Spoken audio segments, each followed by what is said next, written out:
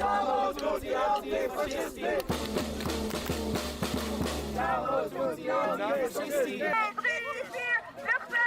welkom hier. 1, 2, 3, 4. Antifascisti! Jammer doet die antifascisti!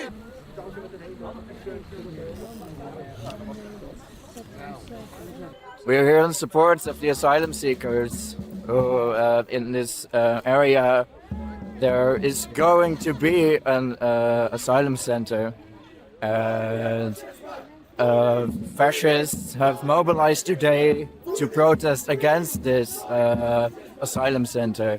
But we believe that everyone has a right to exist in safety, and this is why we're standing here to make a sound in opposition to the far right, which only spreads hate and anti-asylum rhetoric. Asylum seekers in this political climate are very much targeted and blamed for a lot of the economic crises that are happening right now, including the housing crisis.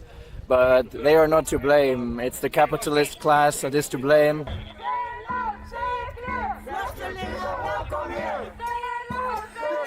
I'm here because I am myself an immigrant, and this country was built on immigrants. Immigrants built this country. We should work together with Dutch people, and we just want to show that no matter where you come from, you're always welcome, obviously.